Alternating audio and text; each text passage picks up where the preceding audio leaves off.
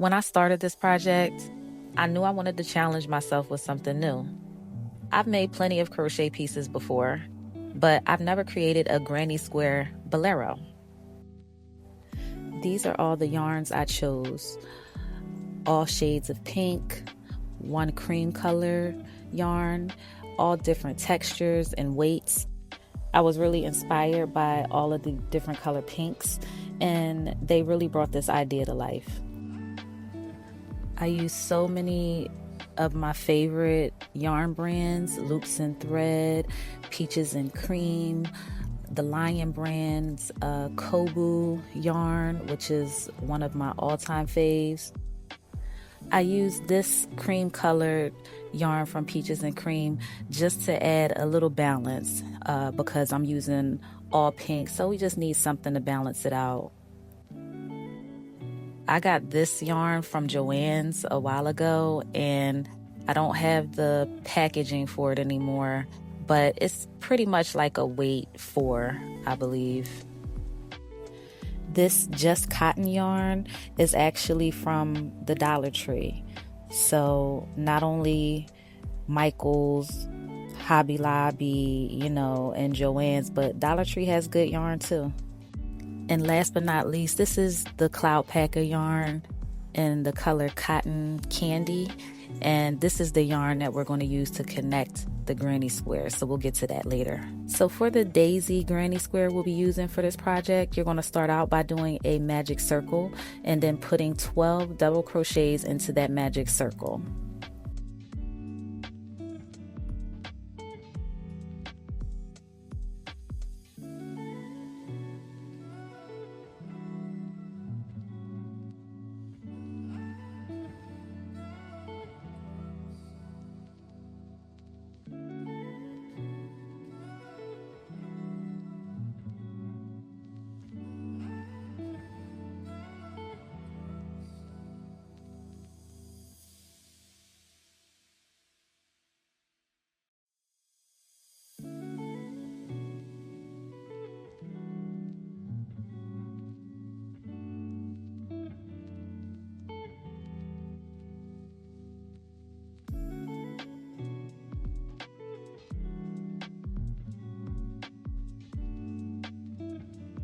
So for round 2, we're going to be working with the double crochet cluster. So we're going to do a 3 double crochet cluster in each of the 12 stitches from round 1. So for the first one, you're going to chain 3, and then you're going to do your 3 double crochet cluster. Then you're going to chain 3 and then do another 3 double crochet cluster in the very next stitch. And we're going to do that in each of the 12 stitches around, and when we're done, we're going to just connect to the first stitch with a slip stitch.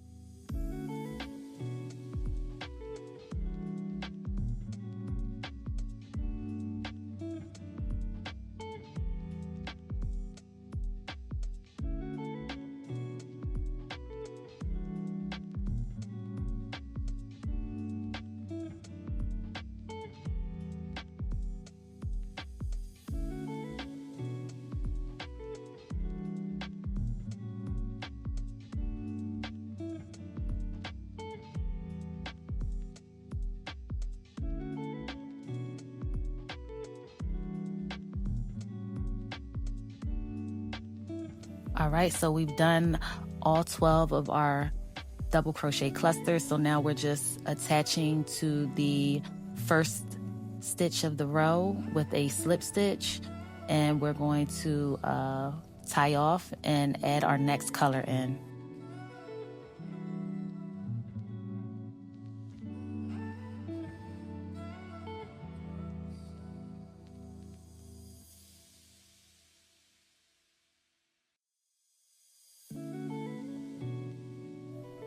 All right, so we've added our next color in, and so we're just going to chain 3, and that counts as 1 double crochet, and then we're going to place 2 more double crochets into that same stitch. We're going to then chain 2, and then place 3 more double crochets into that same stitch, and this is going to be our first corner of the granny square.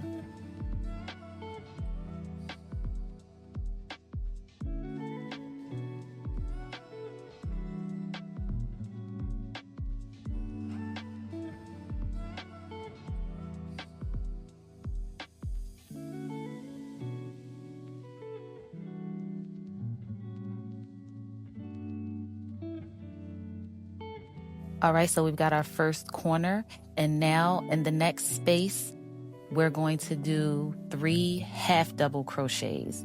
So we'll put 3 half double crochets in that space, and then in the space directly next to it, we're going to do another set of 3 half double crochets.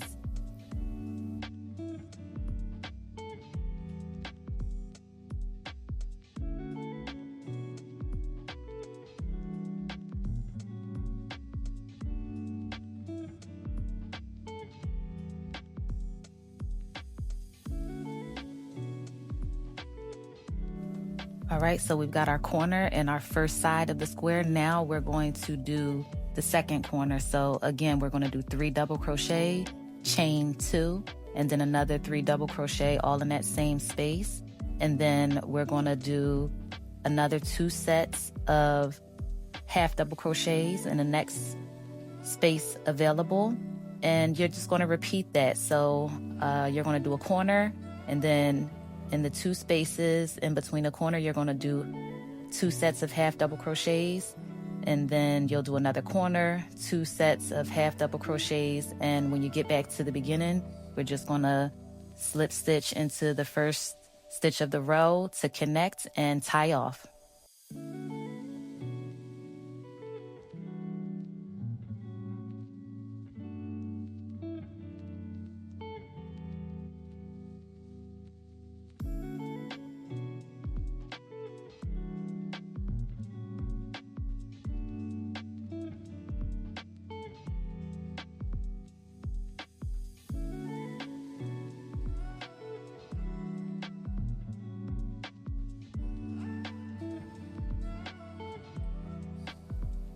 Now for the last round, we're just going to do sets of double crochet. So in the corner, that's where I add my new colors usually, is right in the corner. So we're going to do 3 double crochet, chain 2, and then another 3 double crochet into that same corner space. And then in each space on the sides of the square, we're just going to do a set of 3 double crochet.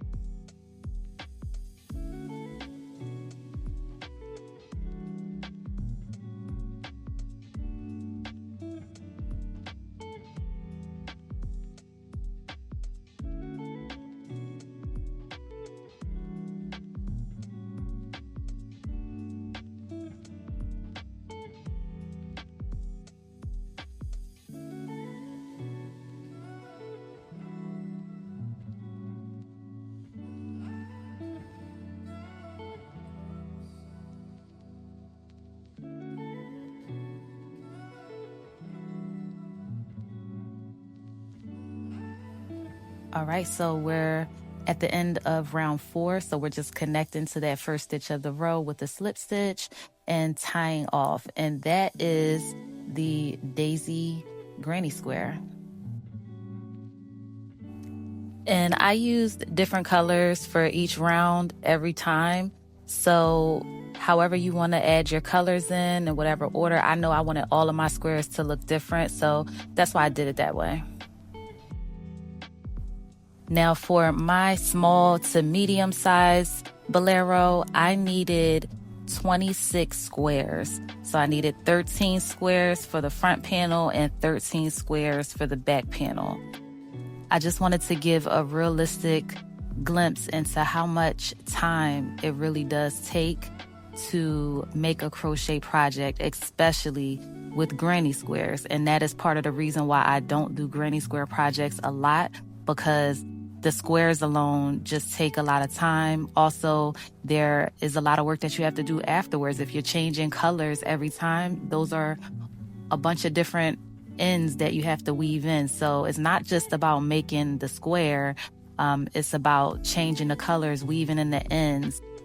Any crochet project is a labor of love, but granny square projects, they really do take a lot out of you. And if you're a person who is a little impatient like me to see the final results, you'll need to tap into your patience a little more for this granny square project.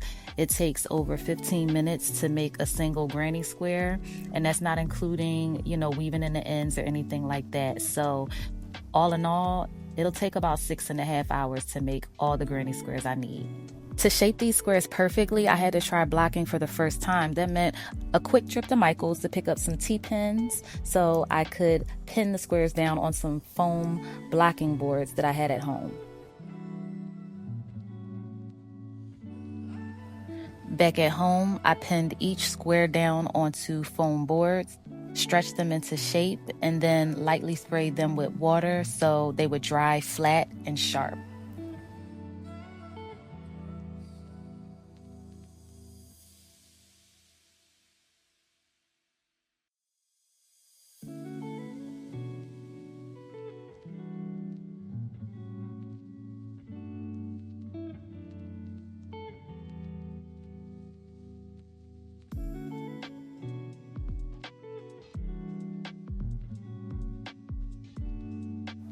I stacked multiple squares on top of each other, and each time I would spray the square. So again, once it dries, it'll take that shape with the sharp edges that I'm really looking for.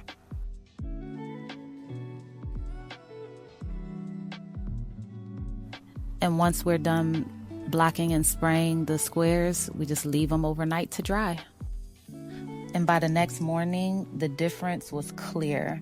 Each granny square held its shape beautifully. Taking out the pins revealed these nice, clean, and crisp lines, the kind of detail that really elevates the entire piece. Now, this is just part one of the journey. In part two, I'll connect the squares, add borders to the collar, sleeve, and the bottom, and finally style the finished bolero. At this point, I've tested out the spacing and deciding which colors look best together. So this project is teaching me a lot of patience, and I can't wait to show you how it all comes together. Part two up next.